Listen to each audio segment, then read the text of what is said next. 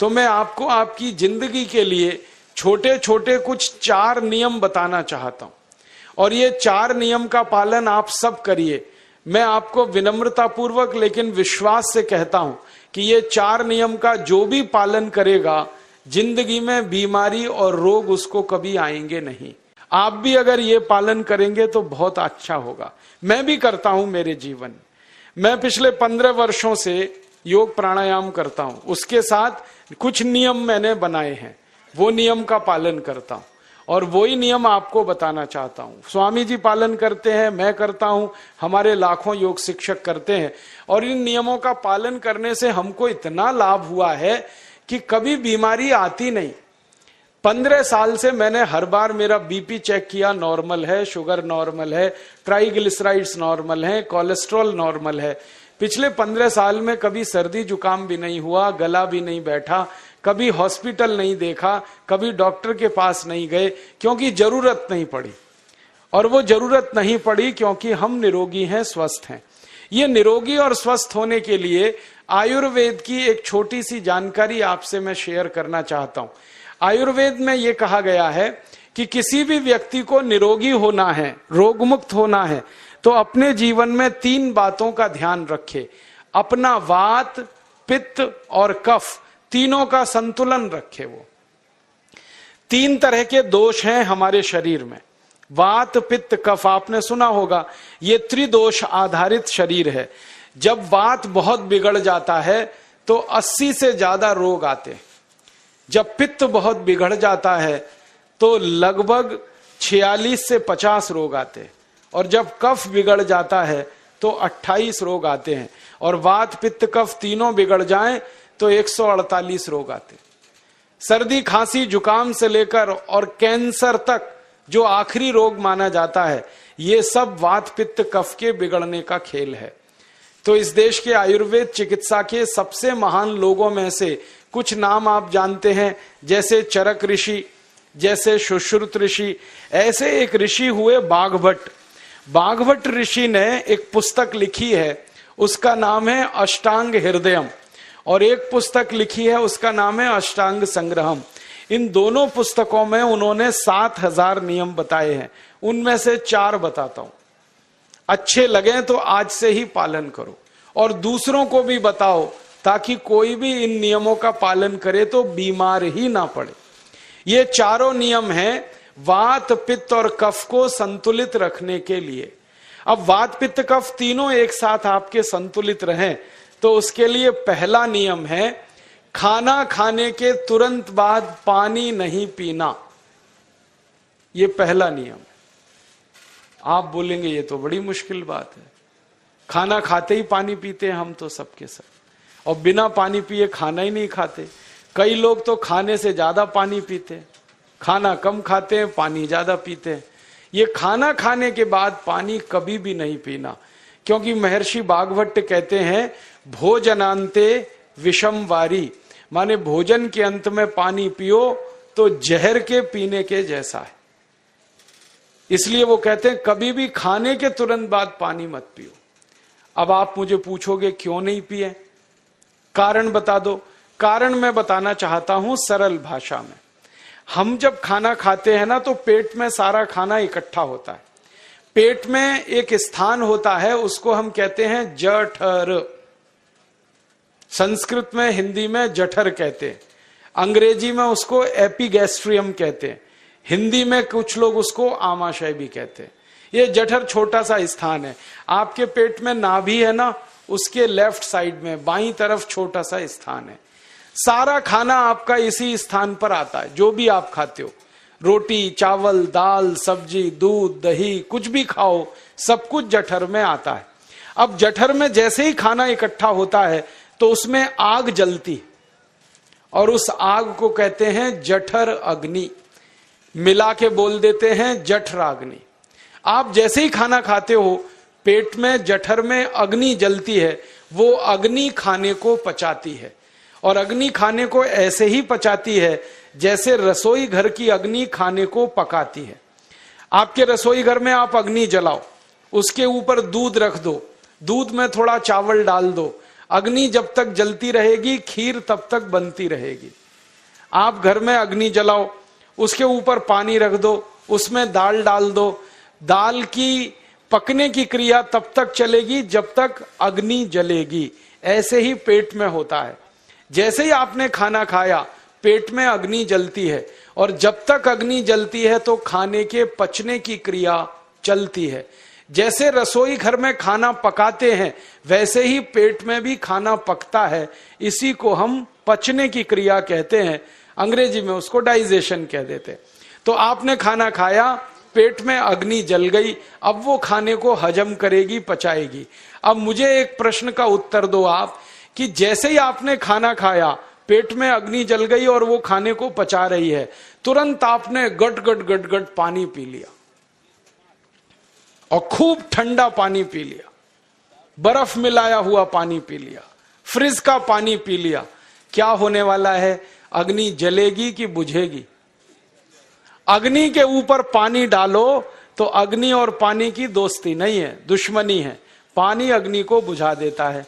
तो आपने खाना खाया, अग्नि जली, पीछे से गटगट पानी पी लिया, अब अग्नि शांत हो गई, अब खाना पचेगा नहीं, तो वो पेट में पड़ा पड़ा सड़ेगा, और सड़ा हुआ खाना 100 से ज्यादा विष पैदा करेगा, और वो 100 विष आपकी जिंदगी को नरक बना देंगे, और जिंदगी भर आप बीमार पड़े रहेंगे।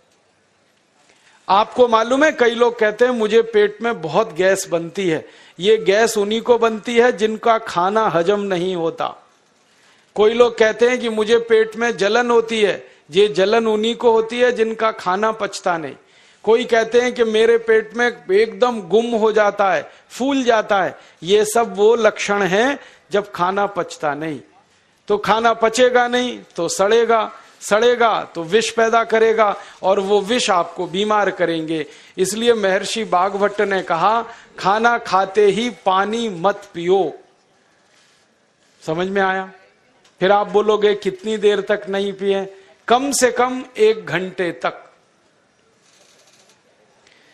1 घंटे बाद पानी पियो। आप बोलोगे जी 1 घंटा क्यों? ये जो अग्नि जलने की क्रिया है ये लगभग 1 घंटे तक ही चलती है पेट में, उसके बाद अग्नि अपने आप शांत हो जाती है, उसके बाद पानी पी लो।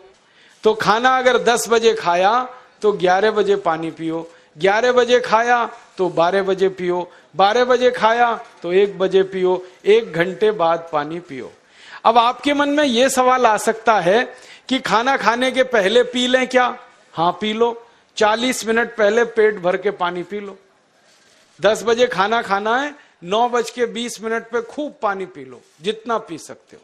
11 बजे खाना खाना है, 10:20 पे पी लो, खूब पानी पी लो, 40 मिनट पहले। आप और एक सवाल पूछ सकते हो कि अच्छा ठीक है, खाने के बाद पानी तो नहीं पिएंगे, कुछ और पी सकते हैं क्या पानी को छोड़कर? तो उसके लिए भागवत जी कहते हैं कि खाने के तुरंत बाद अगर पीना है तो दही की लस्सी पियो, मट्ठा। खाने के बाद अगर तुरंत पीना है तो फलों का रस पियो, गन्ने का रस पी लो, संतरे का रस पी लो, मौसमी का रस पी लो, अनार का रस पी लो। अब आप कहोगे ये सब महंगी महंगी चीजें बता रहे हैं, गन्ने का रस, संतरे का रस, अनार का रस, पैसे तो है नहीं। तो सबसे सस्ता रस है नींबू का ही रस पी लो, शिकंजी बना के पी लो, वो तो सबसे सस्ता है। तो खाना खाने के बाद या तो दही की लस्सी पियो या रस पियो। और एक तीसरी चीज है, दूध पी सकते। तो खाने के तुरंत बाद पीना है तो दही की लस्सी या मट्ठा, खाने के तुरंत बाद पीना है तो कोई फल का रस, खाने के तुरंत बाद पीना है तो दूध। पानी 1 घंटे बाद पियो। और अगर एक बात ध्यान रखो तो अच्छा है कि सवेरे खाना खाते हैं जिसको हम ब्रेकफास्ट कहते हैं, नाश्ता, तो फलों का रस पीना अच्छा, दोपहर को खाना खाएं तो लस्सी और मट्ठा पीना अच्छा, और रात का खाना खाएं तो दूध पीना अच्छा। जो लोग इस नियम का पालन कर सकते हैं जिंदगी में कभी भी 80 रोग उनको नहीं हो सकते। वात पित्त कफ तीनों ही इस एक छोटे से नियम से संतुलित रहते हैं। तो ये पहला नियम मैंने आपसे कहा। दूसरा नियम एक और है, और वो नियम ये है कि पानी कभी भी पियो, घूट घूट भर के पियो। जैसे गरम चाय पीते हैं, गरम कॉफी पीते हैं, गरम दूध पीते हैं, एक एक घूंट भर के, एक एक सिप करके, ऐसे ही पानी पीने की आदत डालो। ये मुंह में एक बार गिलास लगा लिया, गटागट उसको खाली कर दिया, ये तरीका गड़बड़ है।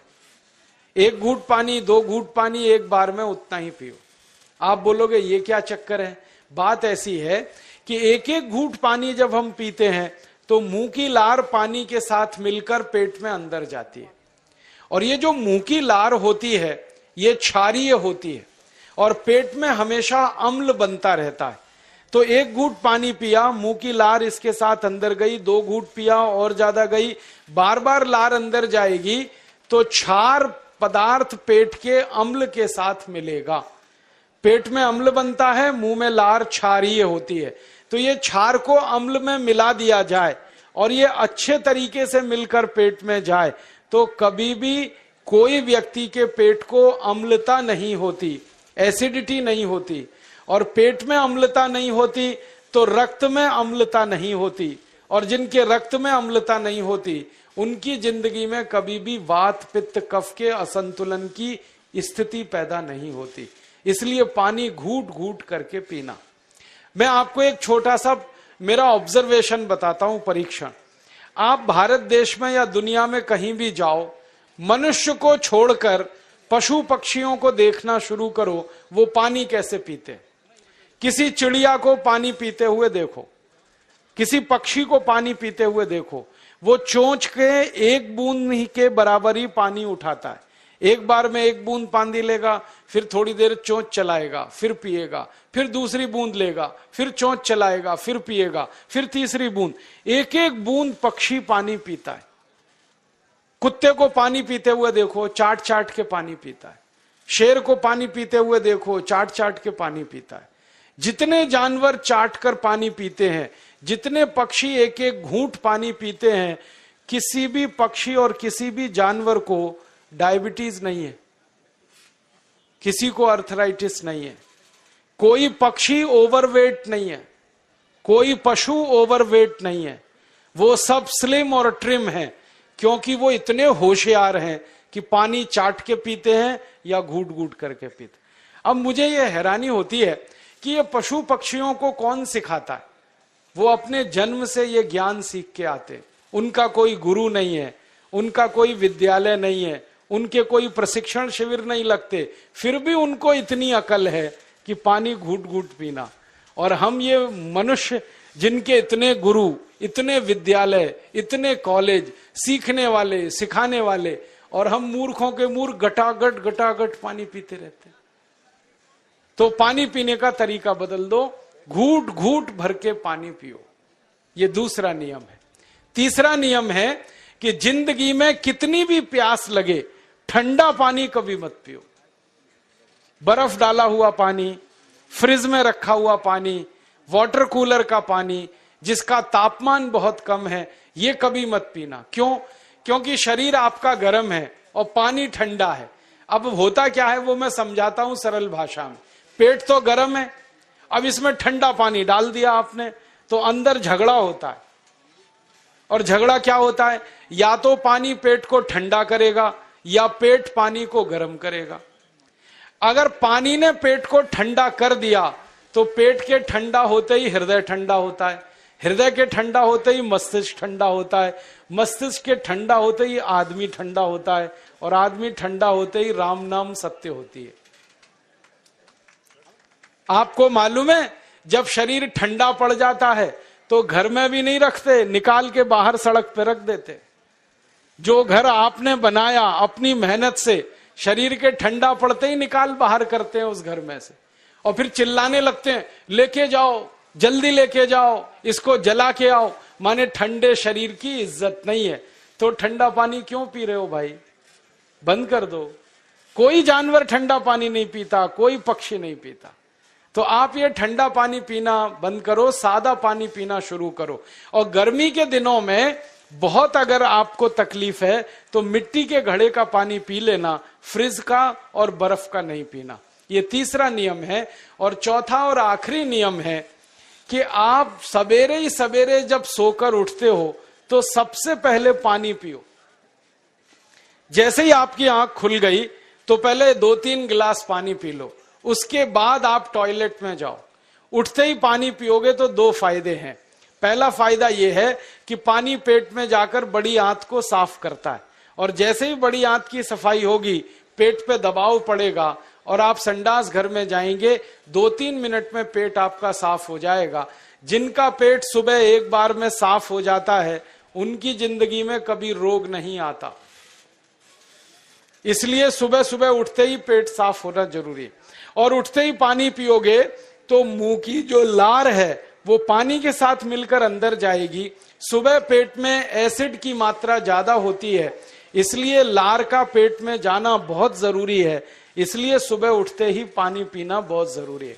ये 4 नियम हैं आयुर्वेद के। पहला नियम, खाना खाने के 1 घंटे बाद पानी पीना। दूसरा नियम, पानी को हमेशा घूट घूट भर के पीना। तीसरा नियम, कभी भी जिंदगी में ठंडा पानी नहीं पीना। और चौथा और आखिरी नियम, सवेरे उठते ही सबसे पहले पानी पीना। 4 नियमों का पालन जो भी अपने जीवन में कर सकता है वो वात पित्त कफ तीनों को संतुलित रख सकता है। और जिसका वात पित्त कफ संतुलित है उसके जीवन में बीमारी नहीं आती है।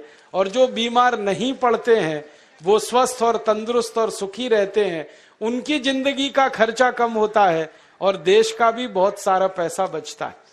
आपको शायद मालूम है या नहीं, 1 साल में हम जब बीमार पड़ जाते हैं भारतवासी, तो साल का करीब 6 लाख करोड़ रुपया हमारा खर्च हो जाता है उन बीमारियों का इलाज करने में। दोस्तों, सबसे पहले तो चैनल सब्सक्राइब करें, फिर लाइक, कमेंट और शेयर करें। और हाँ, हमारा एंड्रॉयड ऐप डाउनलोड करना ना भूलें।